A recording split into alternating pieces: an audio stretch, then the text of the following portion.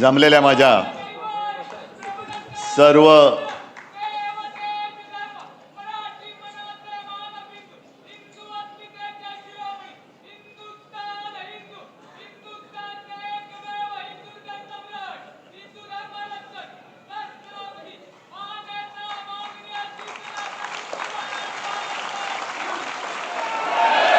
जमलेल्या माझ्या सर्व शिवसैनिक बांधवांनो, भगिनींनो आणि मातांनो,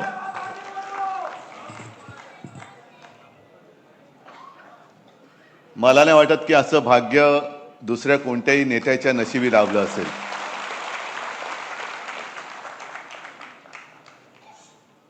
आजपासून शिवसेना प्रमुखांचं जन्मशताब्दी वर्ष सुरू होते.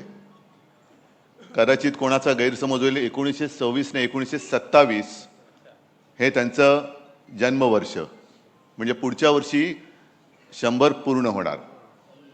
आजपासून त्या जन्मशताब्दी वर्षाला सुरुवात झालेली आहे. आणि या सगळ्या काळामध्ये अनेक चढ उतार आपण सर्वांनी पाहिले, अनुभवले. मगाशी राज पण आला. आम्ही दोघांनी आमचं बालपण एकत्र गेलं. आणि एक गोष्ट खरी आहे की आम्ही वादळामध्ये खेळत मोठी झालेली मुलं आहोत. त्याच्यामुळे वादळाची कसं लढायचं हे ज्याच्या खांद्यावरती जबाबदारी येते त्यालाच ते कळू शकतं. आज आपल्याशी बोलताना ही सगळी वर्ष, तो सगळा काळ हा डोळ्यासमोरून जातोय. नेमकं कोणती गोष्ट सांगायची काही कळत नाही. एक गोष्ट नक्की की शिवसेना प्रमुख, म्हणजे मी नेहमी सगळ्यांना सांगतो की शिवसेना प्रमुख, हिंदू हृदय सम्राट हे सर्व जगासाठी. साहजिकच आहे, माझी ओळख माझे वडील म्हणून त्यांच्याशी पहिल्यांदी झाली. मा आणि साहेब, अर्थात साहेबांना चार चौघात आम्ही साहेब म्हणायचो. आमची वडील आणि मुलाचं नातं आणि ते नाव वेगळं होतं. अनेक जण मला आजही भेटतात आणि मला म्हणतात की कसं काय हो, कारण माझे आजोबा म्हणजे साक्षात जमदग्नीचा अवतार. असे आजोबा, त्याच्यानंतर असे वडील, आणि त्यांच्या एकदम व्यक्तिमत्वाच्या विरुद्ध आमची मा. या सगळ्या वाटचालीत माचं सुद्धा योगदान फार मोठं आहे. कारण मा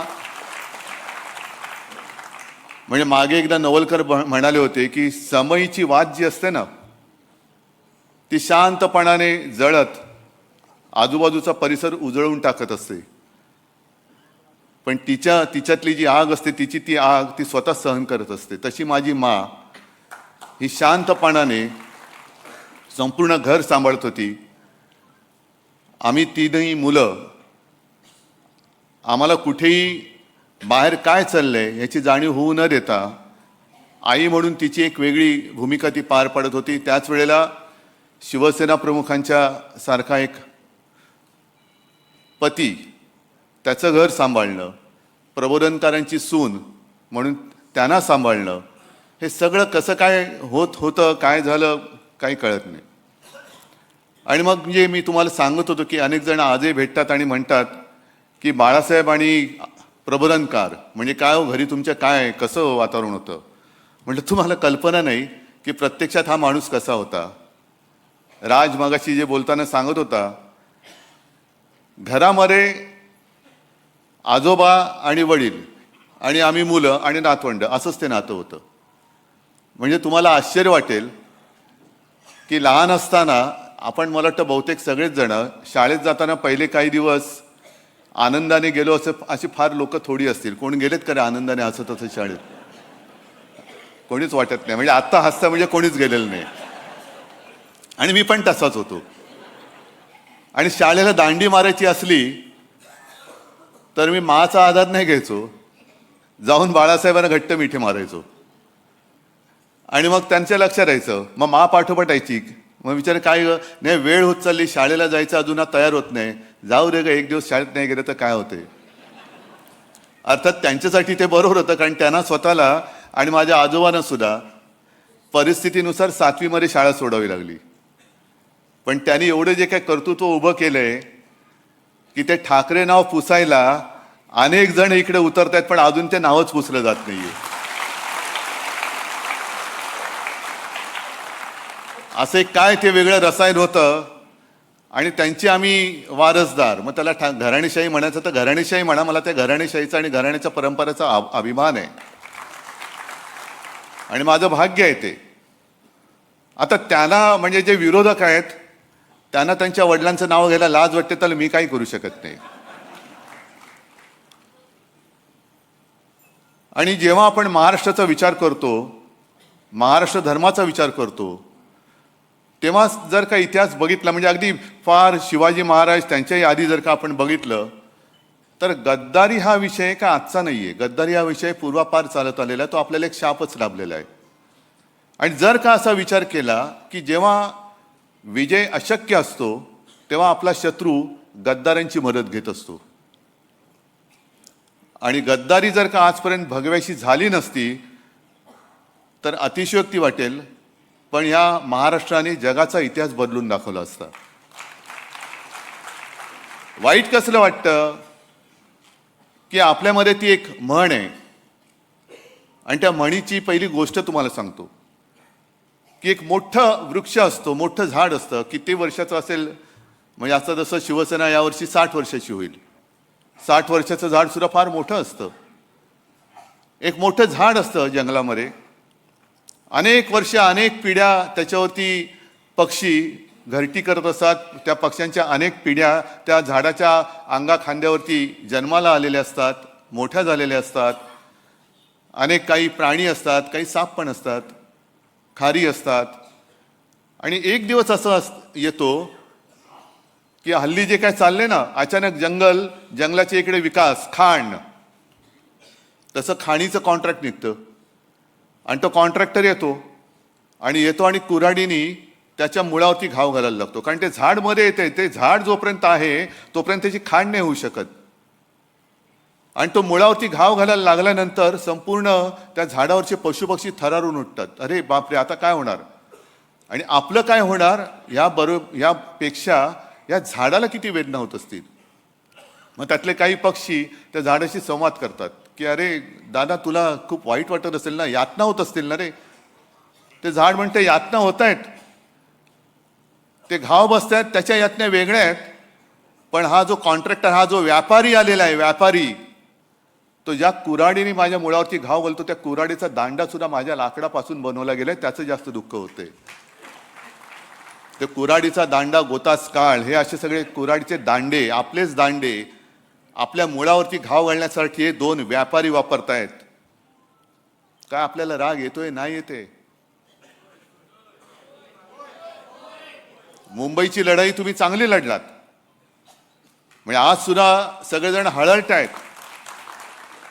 सगळ्या जणांनी आजही मला आणि आपल्याला सगळ्यांना ज्या प्रतिक्रिया येत आहेत देशभरातून येत आहेत की लढाई तुम्ही फार उत्तम पद्धतीने लढलात.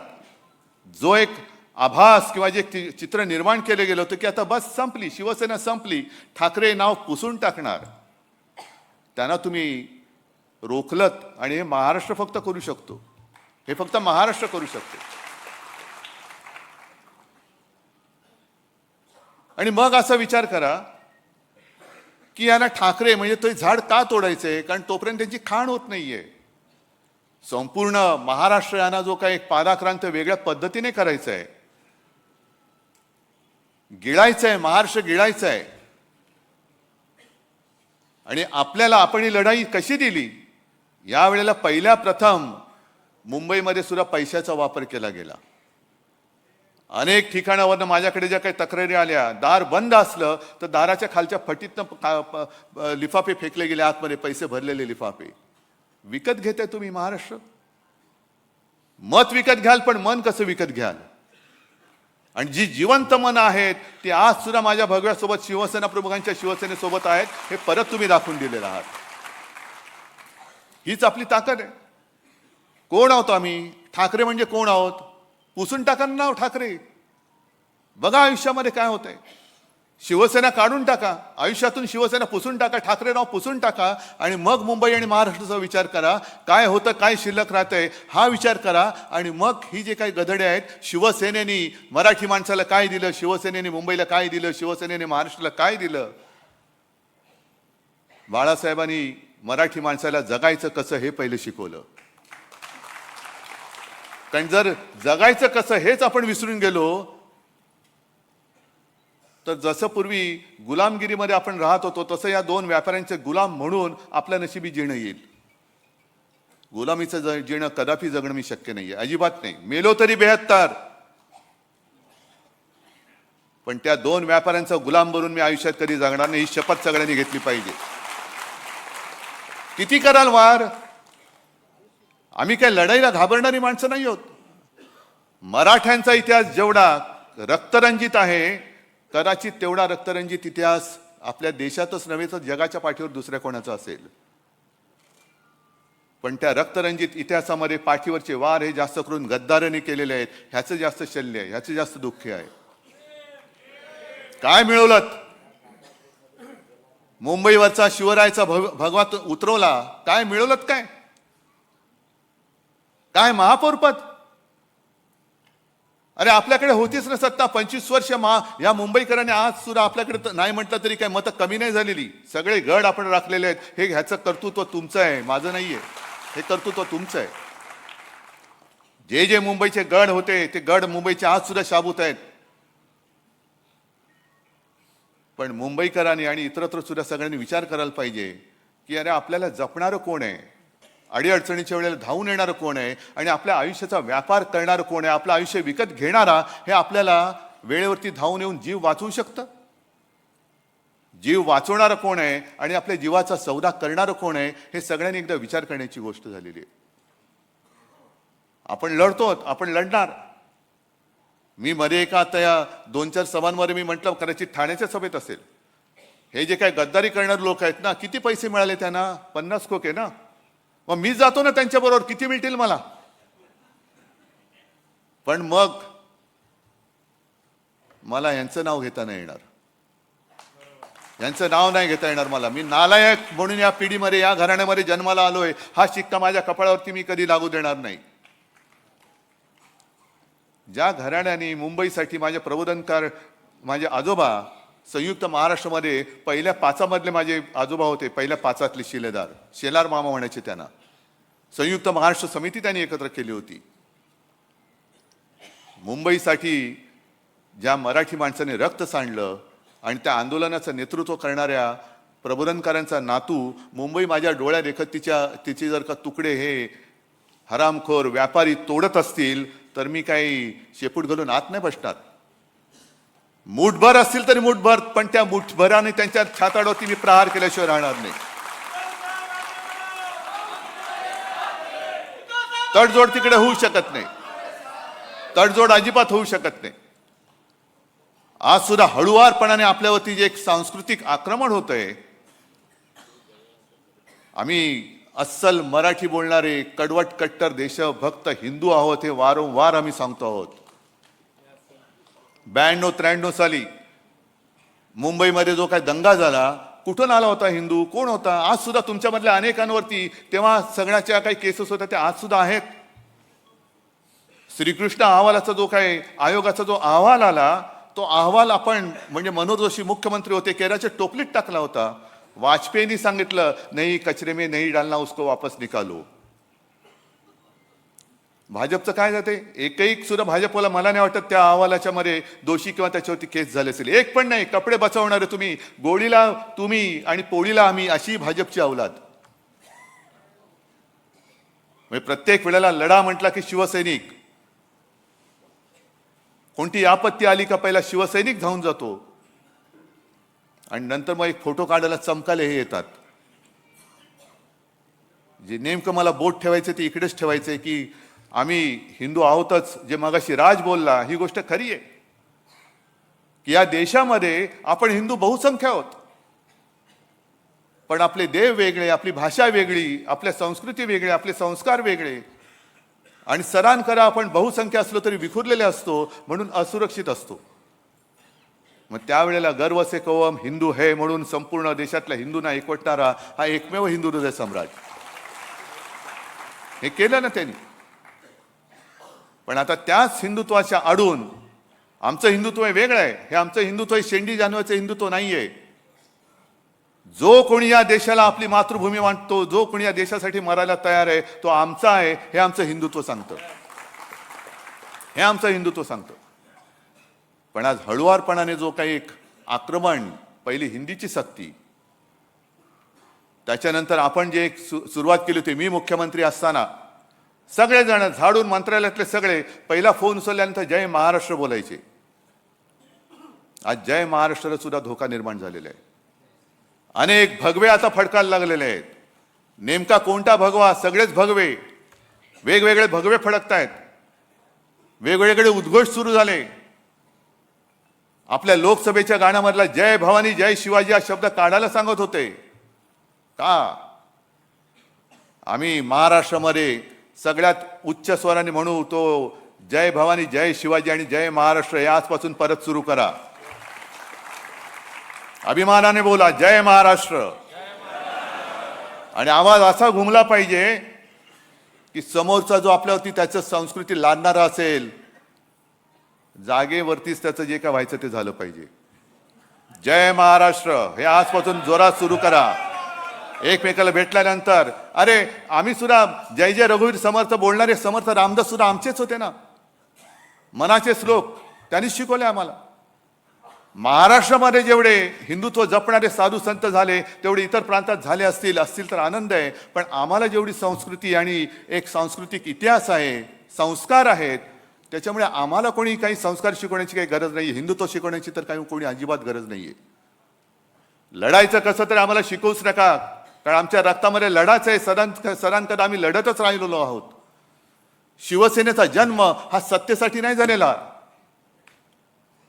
तर मराठी माणसाच्या भूमिपुत्रांसाठी न्याय हक्कासाठी लढणारी शिवसेना म्हणून आपला जन्म झालेला आहे. सत्ता येते आणि सत्ता जाते, पण एकदा जर का नाव गेलं तर मग परत तरी मिळणार नाही. आम्ही त्या नावाला जपणारी माणसं आहोत. शिवसेना ह्या वलयाला मी कोण आहे, काय असं माझं आहे. मला माहिती आहे की मी कधी कधी सांगतो की शिवसेना प्रमुखांपेक्षाही काकणभर जास्त प्रेम तुम्ही माझ्यावरती करता, आदित्यवर करता. का? कारण मी शिवसेना प्रमुखांचा मुलगा आहे, याला जपला पाहिजे. हा शिवसेना प्रमुखांचा नातू आहे, याला जपला पाहिजे, म्हणून तुम्ही अधिक आमची काळजी घेता. नाही तर आमचं कर्तृत्व काय? पण त्या कर्तृत्व नसलं तरी सुद्धा मगाशी मी जे काय बोललो त्या जबाबदारीची मला पूर्ण जाणीव आहे. वादळात खेळत मी मोठा झालेलो आहे, पण वादळाची जबाबदारी, तुमच्या सगळ्यांची जबाबदारी माझ्या खांद्यावर घेऊन मी पुढे जातोय. ठीक आहे, एका निवडणुकीमध्ये आपल्या मनासारखं नसेल झालं, पण तरी सुद्धा आज एक थोडक्यामध्ये निसटता पराभव आपला झालाय. आज आपली एक चांगली ताकद महापालिकेमध्ये गेलेली आहे. इतर ठिकाणी सुद्धा निवडणुका होत आहेत. एक निवडणुका, आता निवडणुका जिंकण्याचं तंत्र त्यांनी एक विचित्र पद्धतीने अवलंबलेलं आहे. यावेळेला आपल्या मुंबईमध्ये ईव्हीएमच्या बरोबर ते व्हीव्हीपॅटचं मशीनच काढून टाकलं. म्हणजे आपण नेमकं मतदान कोणाला करतो आहोत हेच आपल्याला कळत नाही. आता आजही तक्रार येत आहेत की आम्ही बटन दाबलं तिकडे दिवा नाही पेटला. बरी मशीन सुद्धा वापरली म्हणजे हा सगळं मी काही खापर नाही फोडत कोणावर. पण याला लोकशाही म्हणायची का? याला लोकशाही मानायचं का? ज्या पद्धतीने मतदार याद्यांचा घोळ केला गेला, ज्या पद्धतीने मतदान केंद्रावरती काही ठिकाणी घोळ झाले आणि आपण वेळेवरती दुबार मतदार शोधून काढले नसते तर मग मुंबईचा निकाल आणखीन वाईट लागला असता. हे तुम्ही जागरूक राहिलात म्हणून निदान इथपर्यंत तरी त्यांना रोखू शकलो. नाहीतर हे धरून चालले होते की आता शिवसेना संपली आणि आपल्याला चरायला कुरण मोकळं झालं. अरे येतो कसा बघतो ना, कुरण चरायला ये, नाही तुझ्या पेकाटामध्ये नाही दांडकं टाकलं तर बघ. परत नव्याने सुरुवात करायची आपल्याला, पुन्हा नव्याने सुरुवात करू. अरे ठीक आहे हो, मगाशी त्या वृक्षाचं जसं उदाहरण दिलं तसंच आणखीन एक उदाहरण आहे. झाडं बघितल्यानंतर हा निसर्गाचा नियम आहे की पानगळ होतेच, पण नवीन पालवी फुटते. आज पुन्हा नवीन पालवी माझ्या शिवसेनेवर फुटलेली आहे. आणि काही वेळेला पानगळ होणं हे गरजेचं असतं. अनेकदा मी म्हटलेले की सडलेली पानं ही झडलीच पाहिजेत. सडलेली पानं जोपर्यंत झडत नाहीत तोपर्यंत नवीन कोंब फुटत नाहीत. जाऊ दे, जी सडली होती ती सडली. आणि ती सडलेली पानं जर कोणी त्यांच्या झाडाला लावून त्यांना जर का ती वाढ वाटत असेल तर वाटू दे त्यांना, पण ती पानं सडलेत आणि ती झडलेत, ती टिकणार नाहीत तुमच्याकडे, कारण त्याच्यामध्ये जीव नाहीये. तुम्ही आज तुमचं काहीतरी चिकटवून त्याला फेविकॉल सारखं चिकटवलं असाल, पण त्या पानामध्ये जीव राहिलेला नाही. विकलेली गेलेली पानं आहेत, ती तुम्हाला झाडाला तरारी देऊ शकणार नाहीयेत. आणि जो शिवसैनिक आहेत ना सगळीकडे, म्हणजे मला काही वेळेला आश्चर्य वाटतं की काय बाळासाहेबांनी काय तयार केले नेमकं. आज सुद्धा प्रत्येक वॉर्डात एकापेक्षा एक सरस उमेदवार माझ्यासमोर बसले होते. महिला होते, पुरुष होते, सगळे होते. काही जणांना मी म्हणजे नियमाप्रमाणे मुंबईमध्ये एका वेळेला ठिकाणी एकच उमेदवारी देऊ शकतो. 2 असले तर 1 नाराज होतो, 4 असले तर 3 नाराज होतात, काही ठिकाणी तर 5पेक्षा जास्त उमेदवार होते. आणि मग इकडे कस लागतो तो माझ्या नेतृत्वाचाही लागतो, पण तुमच्या सगळ्यांच्या निष्ठेचा सुद्धा लागतो. निष्ठा म्हणजे काय? काही जण नाराज झाले, एखाद दिवस नाराजी त्यांनी व्यक्त केली, पण दुसऱ्या दिवसापासून ते पुन्हा कामाला लागले, याला म्हणतात निष्ठा. काही जण नाराज झाले, त्यांनी बंडखोरी केली. काही जणांना सगळं काही दिलं तरी नाराज. नाही, मी कोणाचं नाव नाही घेत, पण हे सगळीकडे. आणि मग काही वेळेला एक नाही म्हटलं तरी जसं तुम्हाला तुमची नाराजी असते, माझी काय मला नाराजी व्यक्त करण्याचा अधिकार नाही? पक्षप्रमुख आहे ना मी तुमचा. मग तुम्ही जर का कोणी नाराज होऊ शकत असाल तर मला नाराज होण्याचा अधिकार आहे की नाहीये? पण मी नाराज नाही होऊ शकत, कारण ज्या दिवशी मी आवडतं करेन त्या दिवशी मी या खुर्चीवरती बसायला नालायक असेन. मला सगळे शिवसैनिक सारखे आहेत, मी नाराज होऊ शकत नाही तुमच्यावरती.